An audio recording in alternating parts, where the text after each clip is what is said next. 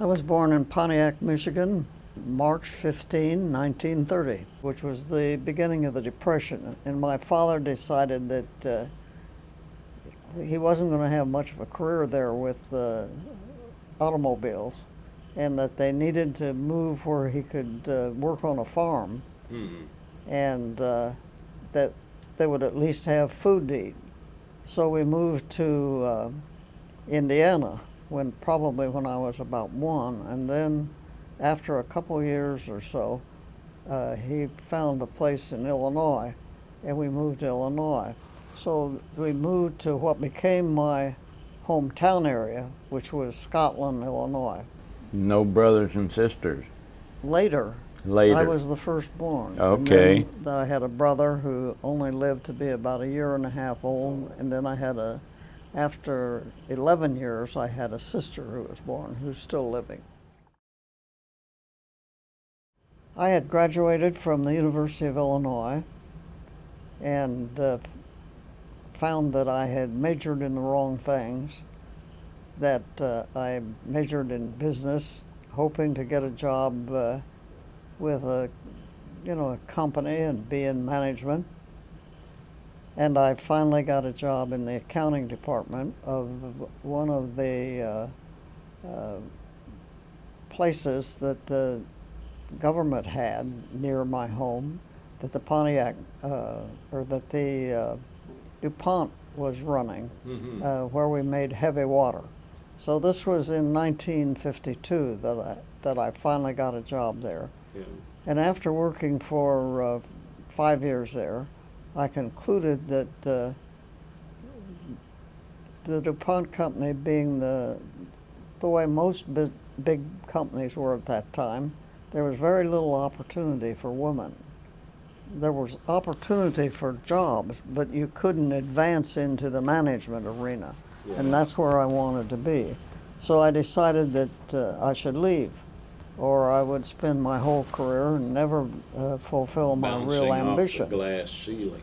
And at that time, lo and behold, I received a recruiting letter from an Army female major who was recruiting, and she told me that they had a special drive to get women as officers, and I was eligible to go into the Army Reserve, and if I chose to apply, and if I did, I could manage and supervise.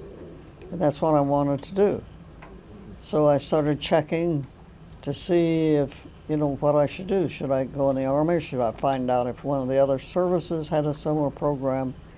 And I decided that I would go check at Rantoul, which was close to the University of Illinois where I had graduated, and I would check with the Air Force and see if it had a similar program.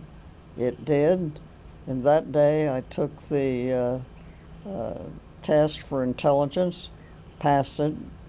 They gave me a waiver for my eyesight because I was very nearsighted, and I talked to my boss at the DuPont company, who had been in the Navy in World War II, if I should do this, and he felt this would be a good move for me.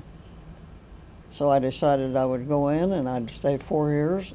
If I liked it, I would stay, and if I didn't like it, I would go look for something else.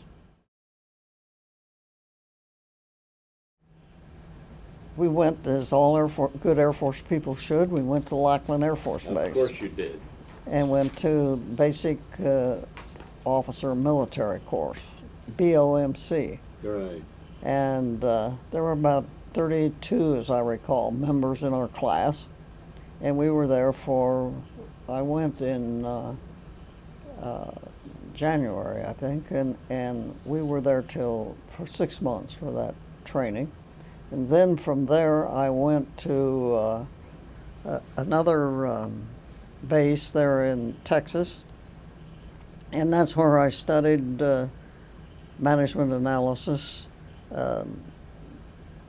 computers such as they were at that time, which wasn't much of anything. Not much of anything, or filled a whole room. That's right. And I was there for 3 months, and from there I went to my first base, which was Barksdale Air Force Base. I was very fortunate that a woman, lieutenant colonel, who had served in the Women's Army Corps in World War II, was there and took me under her wing, taught me things I needed to know that she thought a lieutenant needed to know. And there was a big surprise when I got there because when I reported in, the young enlisted woman who was there said, "Oh, you're going to be our new squadron commander." And I said, "No, I'm not going to be your squadron commander. I'm here on a directed duty assignment.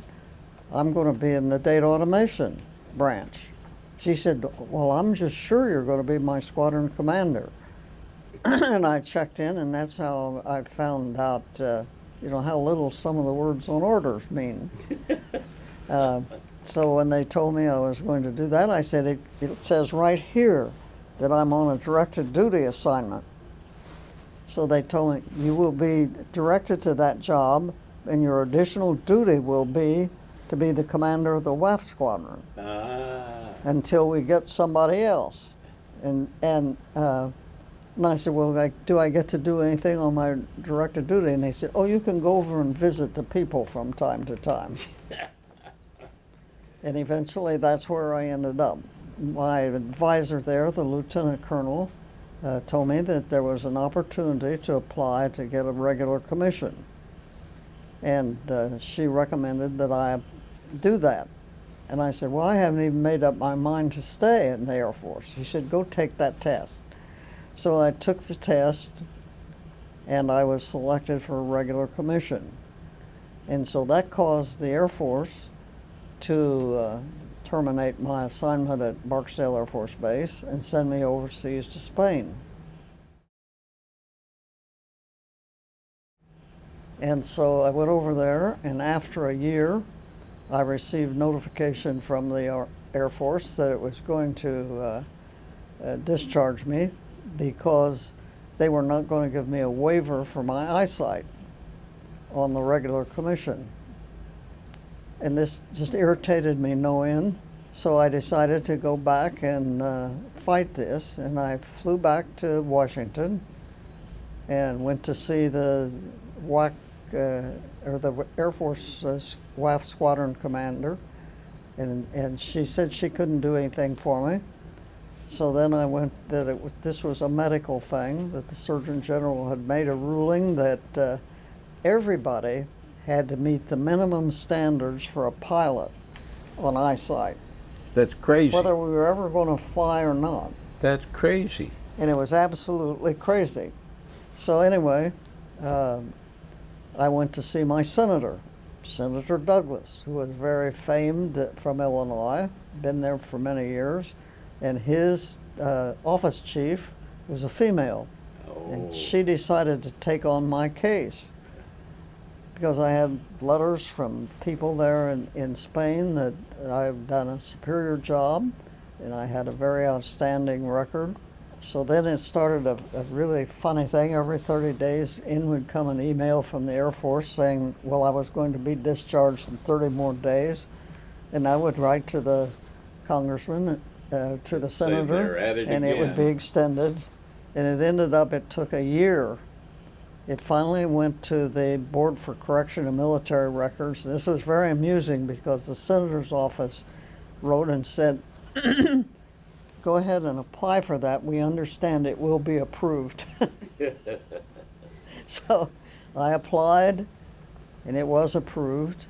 And I didn't get my regular commission, but I did get entered into the reserve. And the reason was, if they had notified me in a reasonable period of time, the first 6 months of that year that they waited to tell me that I had failed the physical test, they changed the rule, and up to that for the first 6 months, I could have simply said, well, then put me into the reserve. Reserve. Yeah. And I missed that chance. So based on that, they put me in the reserve. So I decided, well, I guess I'll stay. And I stayed. I stayed for 4 years. And needless to say, I was one of the few officers besides nurses, female, in Spain. So that was a great attraction to the Spanish people that, oh my goodness, you know, she is a lieutenant, a teniente. So this was what base? Torremolina? no, I was at Zaragoza Zaragoza. Air Base. So it was a wonderful opportunity for me. So then I was assigned from there to McCoy Air Force Base in Orlando, Florida, a bomb wing, because I was in Strategic Air Command Right. through this period of time. And I was assigned to data automation at McCoy, but then somehow, and I don't remember exactly how this happened, I got picked up to work and do some work in management analysis. And the end result was that the wing commander kept me there, and the comptroller didn't have much choice about the matter, and they had to get somebody else for data automation. And that led to my close involvement with the bomb wing, because I was giving briefings to the pilots that were the ones flying the bombers and the KC-135s, because there was a rating system, and I was responsible for this rating system and for reporting to them as to how we were doing. And that was the beginning of the Vietnam War. Right. And the next thing we found was that our bomb wing was selected to go to Guam to be in charge of the B-52 bombing of Vietnam. That was in 1966. A woman had never deployed with a SAC bomb wing at that point. And my commander told me he wanted me to go. And I had applied to go to get my master's degree. And I'd been selected to go to the University of Alabama. And I said, I can't go. I'm supposed to go to get my master's degree. And he said, well, see if they can't defer it or something. So I checked, and they said, well, yes, you won't lose it since it's a 6-month tour and you can go. So I was the first woman ever to deploy with a SAC bomb wing. You were breaking a lot of ground. And I went to Guam with them, and in our bomb wing, there were 3,000 men and me. That's pretty interesting odds. It is indeed. Well, I came back from Guam, went to the University of Alabama, and while I was there, the commander in Vietnam decided he needed some women. He needed some clerks. And of course, he was Army, so they sent some WACs in.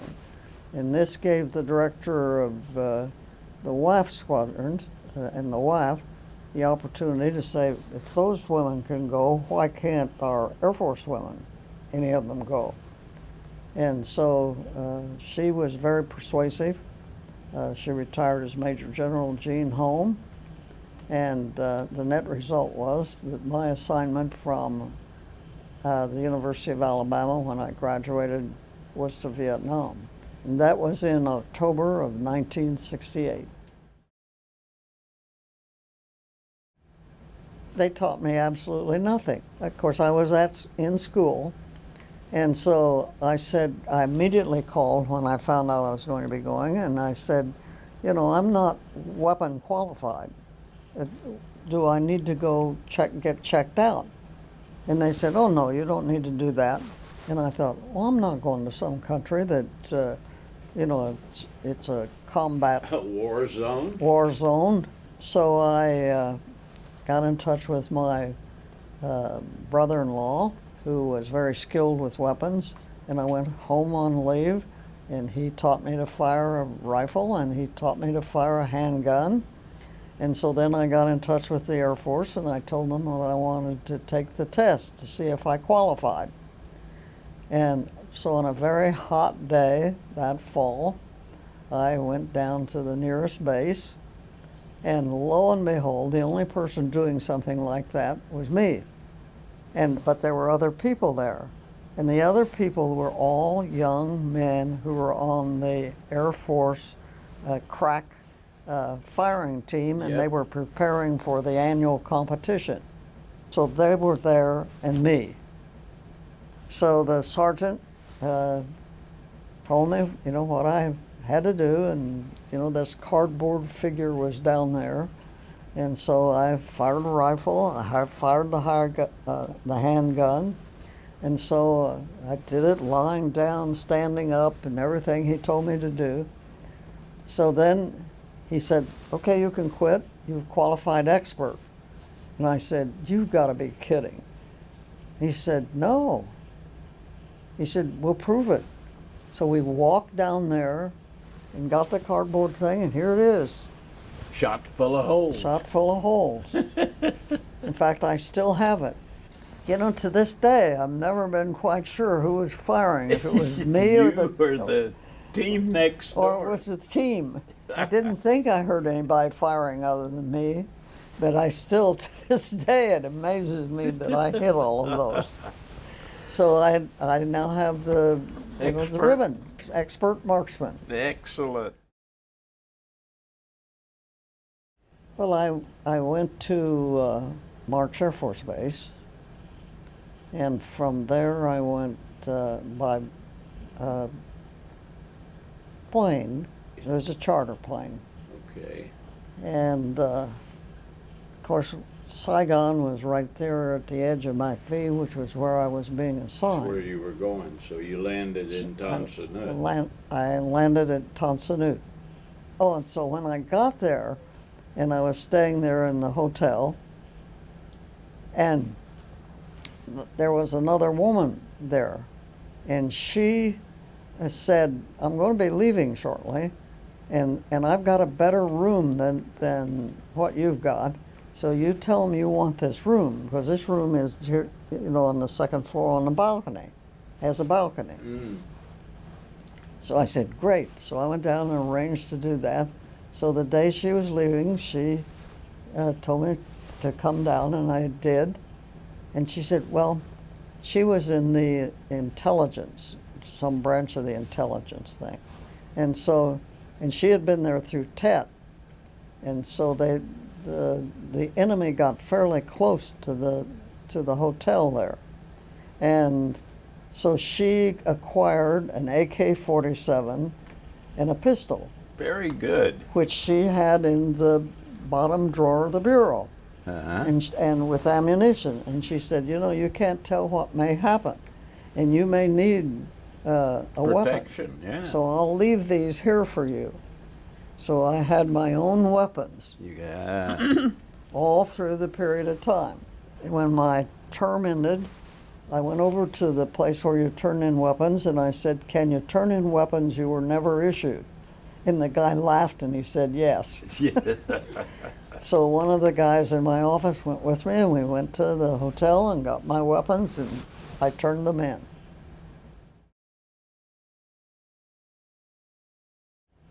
That it was hot. And I was very fortunate because one of the transportation officers was a female major, as I recall. I was a major at this point. And she met me and took me over to Tonsanut to meet some of the women officers who were there. One in particular I remember, whom I had known for some years, was a former WASP lieutenant colonel who was stationed there. And so I chatted with them, and then finally went to the hotel where I was assigned to stay, and where I did stay for the year that I was there. It was the hotel where all of the Red Cross people and any visitors stayed at, Okay. and whose name I can't remember. We were about a block and a half from the center where all of the groceries and the food like that Oh, were yeah. sold. So that was a sort of a target for the enemy. So that made it kind of interesting. And the one time that we were rocketed, they were really targeting that place. Well, that proved to be very interesting because when I got there, I was replacing a male major. And that was the only thing that saved me from just completely losing my temper because I found that my duty was to prepare the quarterly cost-saving report. And so they'd brought me in so that I would go through the reporting period so I'd know what I was supposed to do. But that was an interesting concept to me, that in the midst of a war that you were busy saving money. So it seems that the Secretary of Defense or the President had become concerned about the amount of money that was being spent, and the Secretary of Defense decided that they were spending too much money and that they should have this savings program. Well, so you did this quarterly report, and I said, well, what do you do before the next quarterly report? And he said, nothing. You just wait till the next quarterly report. And that's what I was so upset about, because I had not planned to come to Vietnam that I would work 4 weeks or something like that during the entire year. So I was in the management analysis section of the controller office there at the headquarters. So I started reading all the files in the office, and I was the only one who knew what was in the files. And directly I was assigned to handle the audit reports. The GAO could audit the headquarters there, and the Defense Audit Agency could also audit. So they made me the point of contact. So when those people wanted to do an audit, they had to come and see me and make arrangements with me. And then when they wrote the report, they brought the report to me, and then I coordinated it with the various offices that it might involve. And so it became a fairly busy job for me. I'd think. When I did that. I would have gone crazy if I'd been just sitting there. They were very good, and there was within about a block or two was a place that we could go eat, or we could walk downtown and eat. So it was a very relaxed thing. And it was interesting to walk around about half a block from our hotel. When we first got there was a family, a man and his wife, and I think 1 or 2 children. And the next thing we knew, she was pregnant again. And so we went through the pregnancy. And they were working at the hotel, on or the sidewalk. just living on the sidewalk? Just living on the sidewalk through the birth of the child and everything. Wow. And those of us who lived in the hotel that walked along that street, not just me, but several people, as they would walk by, would manage to drop things because we weren't supposed to give anybody anything. Right. So we would just drop Have things. an accident. And particularly when there. somebody was going back, PCS, they would drop a few things. Yeah. And I've often wondered whatever happened to that family. Oh, Lord. Central Market, that's the name. Central Market, yeah. I was a block and a half from the Central Market. Central Market. It was basically all men at MACV. There were 4 women assigned, or 5, I guess, assigned to MACV. One of them was a secretary who was a civilian who worked for the commander. And there was one lieutenant colonel, Lorraine Rossi, Army, and she was the person who worked with the women in the Vietnam Army. They did have women similar to our WAC, and she was the one who worked with them. And then there was another Army major who worked with the J4, the logistics person. And she lived in the same hotel I did. So we became very that close was friends. It. 4 women in all of MACV. In all of MACV. And there was one enlisted woman. I never quite figured out why she was there, but she was. And so there were 4 of us at MACV. Now, and you know, the associating with the military women who were at Tan Son Nhut was just almost impossible because they lived there day and night. I lived downtown. Right. And we went back and forth by bus 7 days a week. And, you know, even though it was just across the fence, it was not easy to get from Point A to point B, yeah. So I just never bothered to do that. Yeah. How were you treated? I was treated very well. I worked with, there were about 30-some people in the comptroller office, and our boss, the comptroller, was General Vaught. He was a wonderful guy. And he had an unusual thing happen to him. He had gone on a visit to one of the places, and he was getting out of the helicopter, and there was a pool of water, and he was a tall, thin guy. And he kind of jumped up, and the helicopter caught him and peeled back his scalp. And I think they did 142 stitches or something like that. Whoa. Did not impact they caught the him. skull? One of the guys caught him. The guy, I think the gunner, caught him as he fell back, pulled him in, and 3 minutes later they had him at the hospital. And I think it was about 2 days he was back at work. Wow. Incredible. Terrific guy. So it was, but it was a great bunch of guys to work with. We followed the news. You knew what was I happening. think one of the most exciting news things that happened while I was there was the man who walked, the walk on the moon. Yeah. And the unforgettable thing to me was a little article that was in the Stars and Stripes.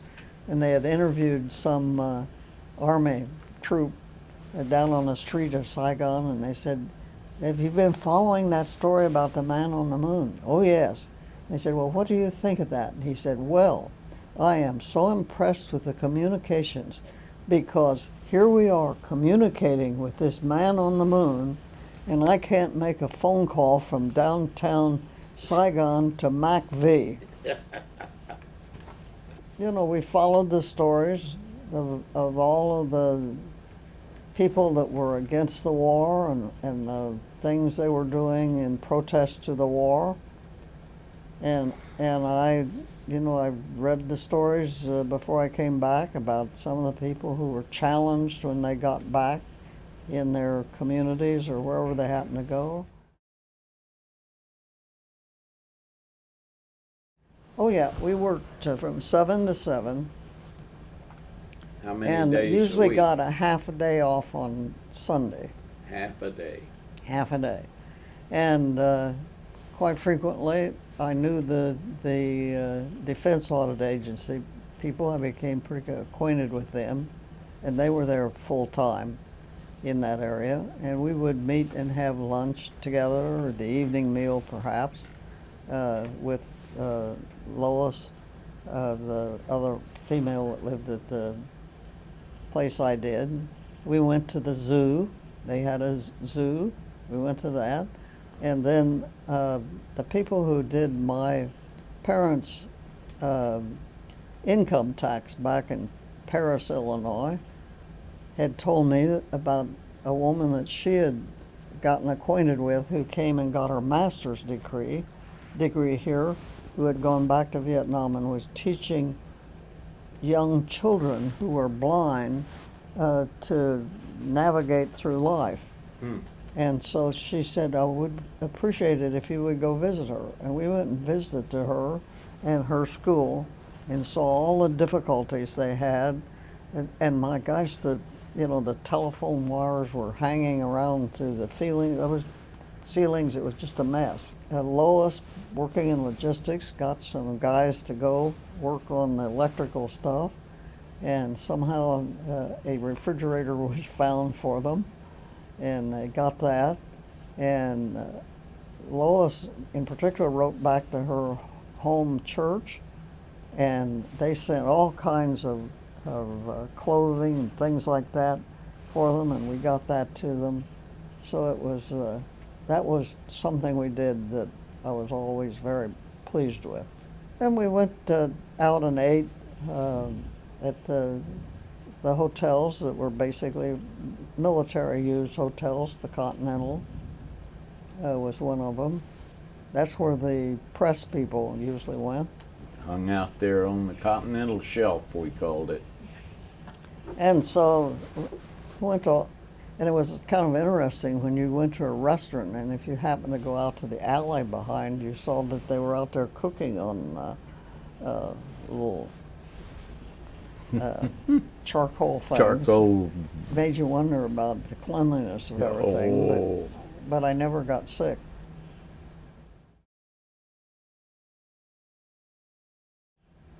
We used to go to the other hotel. I was trying to think of its name.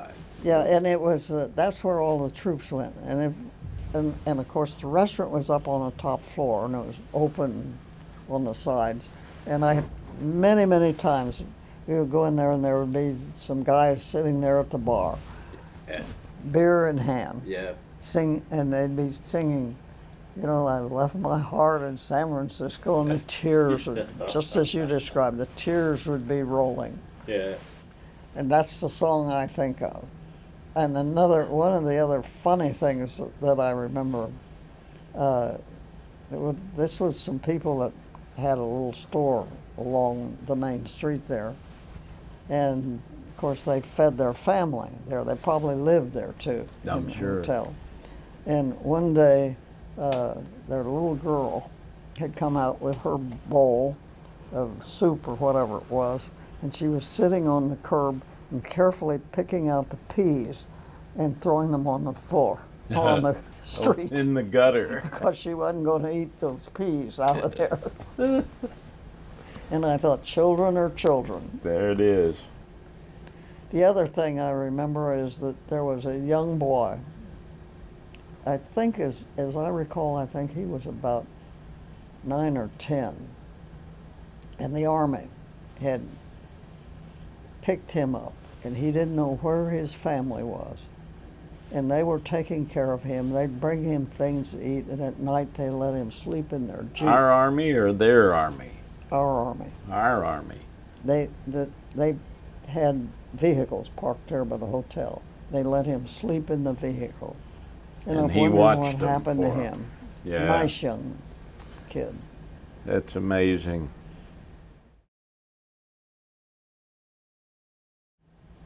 There were two things that I got to do that I really enjoyed, or that are very memorable to me. When I was coming up toward my departure, I decided I wanted to be driven to Long Bend to say goodbye to the people that I had coordinated things with there. And so I managed to get a driver assigned to a vehicle, and we drove there. And one of the things I remember was going by the cemetery, which I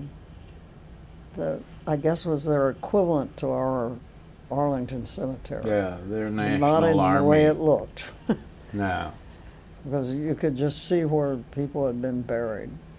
And that was an unforgettable thing, particularly since I've spent so much of my time here working next to Arlington Cemetery. To think of what that was like.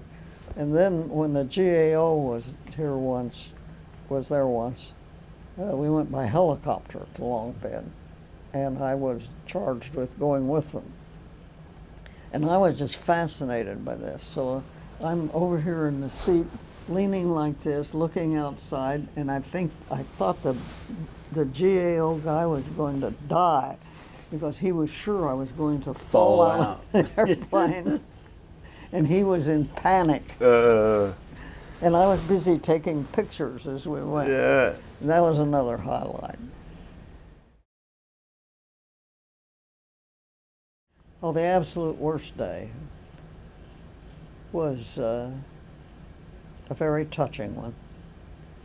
We had a bus driver, and he had 9 children, young guy. And they'd had 9 children because if you had 9 children, you didn't have to go into the Army. And he was so good to everybody on the bus. And everybody just thought the world and all of him. And he had a motorcycle. And he was in an accident, and he was killed. And everybody felt so badly about this that we took up a collection. And as I recall, it was either $1,000 or $2,000 that we got. And then one of the fellows, and Lois and I, took the money to where they had his body with his family gathered around and took the money to her. And I've often wondered what happened to that family. Of course, his brother would be responsible for them, but my gosh, you know, everybody just liked him so much. And that was the worst day of my life when we heard he had been killed in that accident.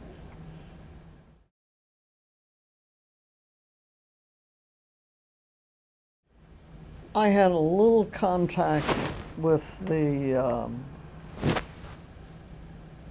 Koreans, I think it was.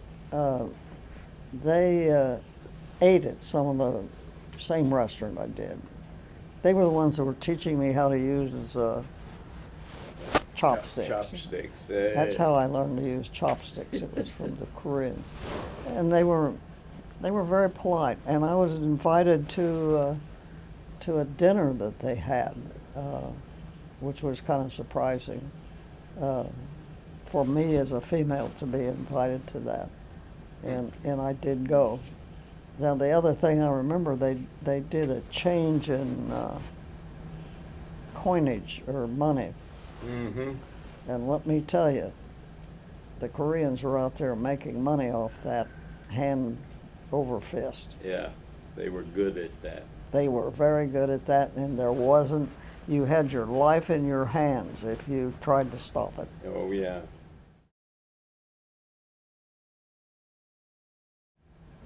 I'm not a great letter writer, and my mother kept in touch with me, and I think that one of the most memorable things was when my birthday came. What my mother always did for my birthday was made me an angel food cake. That was my favorite cake, angel food cake. And so when they brought the mail in about the date of my birthday, this guy came in with this box, and he was grinning from ear to ear. And here was this box, and inside was my cake, and over the top was just cellophane. You could look right in there and see the cake. And my mother had gone to the post office and said, "How can I mail a cake?" And they said, "Oh, we're doing all kinds of things to send people. Just cover it over and we'll make sure it gets there." Imagine that. And it came through, and my office thought it was wonderful. We all ate angel food cake. The other thing that I decided I wanted to send the elephants. Oh, yeah. Back to my family. They're about that tall. Buffies, we call So them. I started to check, well, now how do I send one of them back? And they said, well, you get a Coca-Cola box that you can set it in, and you set it in, and then you put the thing around its nose with the thing to who it's to, and you don't cover it or you don't do anything, and the post office will take good care of it. Take good care of it. And Did I they sent get there? 2 of them. Did they get there okay? They got there okay, and I still have both of them. All Well, I right. sent them to my mother and my sister, Yeah. and I ended up with both of them. And We called them Buffies. yeah, Big, ugly effing elephants. yeah. The place that was I think it may have been where I bought my elephants. I remember walking out to the side door one day, and right across from there was just kind of a little garden thing with flowers and some greenery. And then all of a sudden I saw something move, and I looked a little closer, and there must have been 75 rats in there. Oh my God. And I thought, and up and down this street, or this alley, is where they're cooking our food. Uh-huh. Exactly.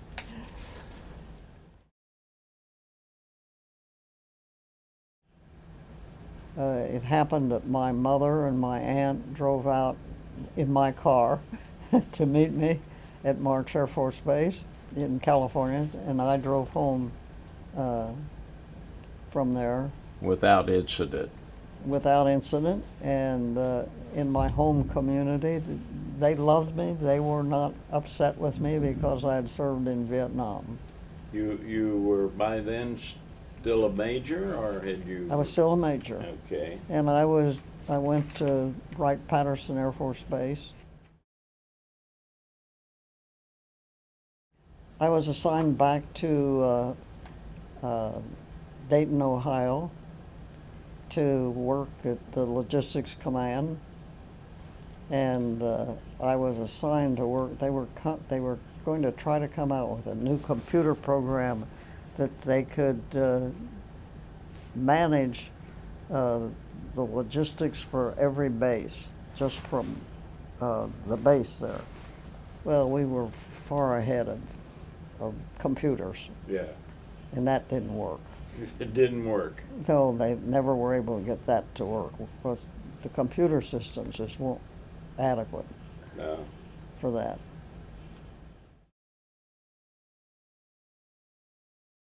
Well, with Colonel Rossi, I became president of the Penn Fed Credit Union, Mm-hmm. and I asked her to be on the board of directors, so we were in close contact. Yeah. Then with Lois Westerfield, as long as she was in the Washington, D.C. area, we were in close contact. But she moved to Florida after she retired, and she's still in contact. I get Christmas cards from her, Yeah. and I've tried to see her a couple times and couldn't quite get contact made. And that was just the enlisted woman whom I never really knew. So Right. that was basically it. That was it. You were only 4 of you. There were 4 of us.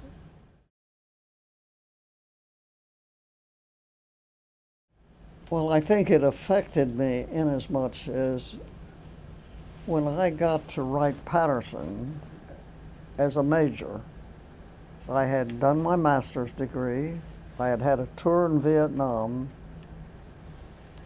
and this put me in a good position for promotion below the zone. And I was promoted below the zone to lieutenant colonel, and that made me eligible for the industrial college, well, for the senior service school, and I became the first woman to go to the industrial college of the armed forces from the Air Force ever, and the 3rd woman in its history to go there.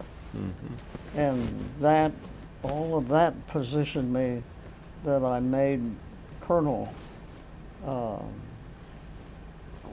in my first time up, Yeah. and all of that really grew out of your experiences in Vietnam. Yeah, Wow. these things that I had done through time, Yeah. I think, was what did that. Put you on the road.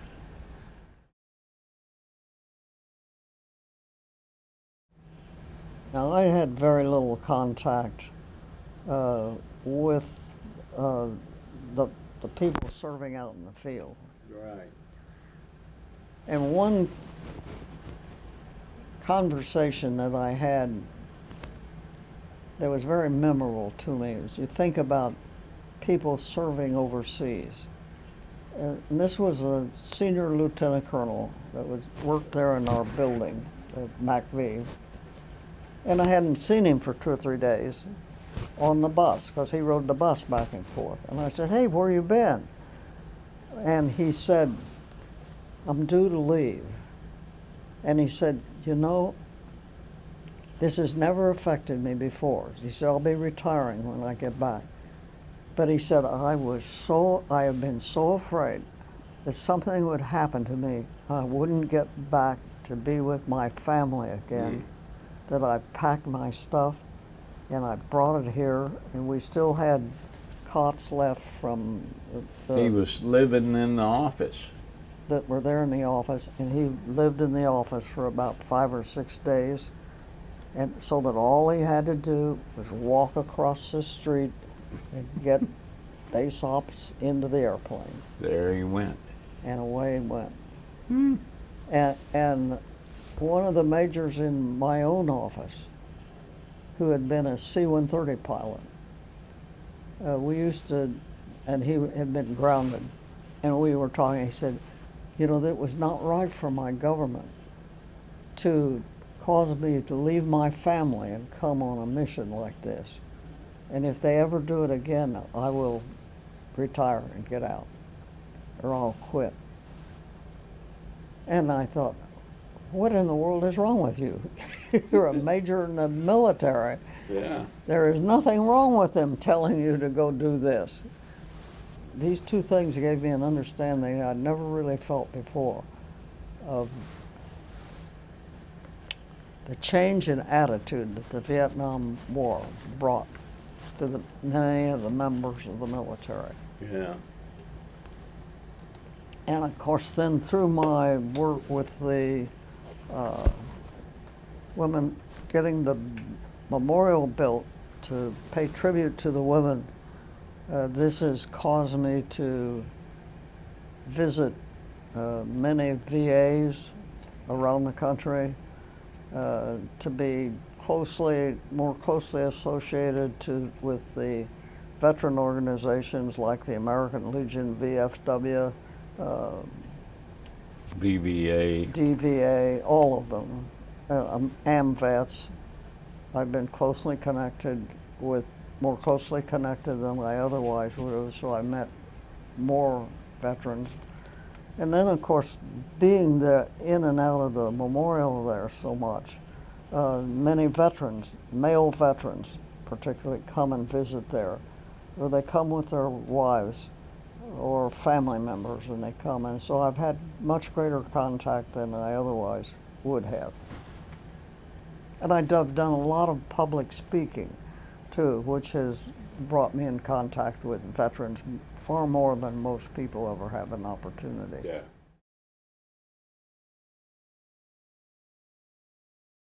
Well, those who were your age and my age, who lived during that time, will never forget the animosity toward military that took place during that period of time. And all of the things that were done, and the lack of respect for those who served in Vietnam to a considerable degree by some people during that time. Those of us in that group still remember it. But I think as far as people who are born since then and are now of age, it doesn't mean that much to them, I don't think. And it's been interesting to me as I have watched Afghanistan and Iraq, and the comments that are made about the losses that we have suffered there. And when you think about the number, and you compare it with our losses in the Civil War, World War I, World War II, Vietnam, Korea, it's nothing. Yeah. It is so small. And yet, for the people of today, it has become such a big figure.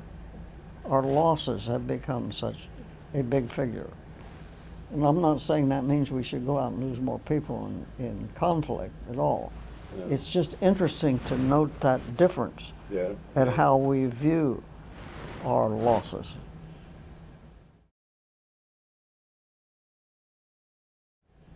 Oh, many, many, many times. Many times. What are your thoughts when you go there? Well, there are a few people that I think of, there were some of the pilots that I knew when I was in Orlando. Not very many, but a few of them names ended up there. And I have a cousin whose name is there.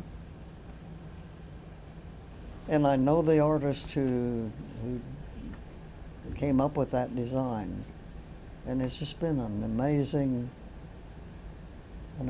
thing in the way it's been received. Yeah.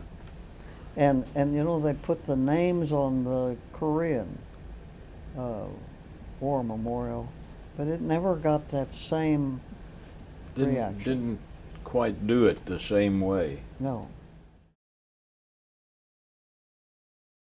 I'm on the committee. You're on the committee. There's a question in my mind, you know, if you don't do it at the 50th point, those who are in it are not ever going to be a part of it. They'll be gone. They'll be gone. Yeah. And yet, when you look at we're also doing the 100th anniversary of World War I. World War I. I was quite amazed. I was invited to speak at Silver Spring. This was toward the very beginning of the Vietnam thing. And I thought, as Marilla and I went up to do this, I thought, boy, I wonder how many people will show up for this. And when we went in this huge auditorium, I looked there and I thought, boy, there'll be just a handful of people from Silver Spring, from this area particularly. My gosh, it was filled. There was standing room only. I was just amazed. And it was a very receptive audience. And so there's a place for these remembrances. Yeah. I think I would refer to them as a remembrance more than I would a celebration. Right. But it certainly has caught on Yeah. to a considerable degree.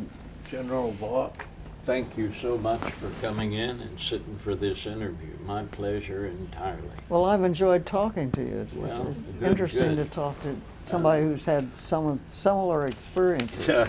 Indeed, indeed.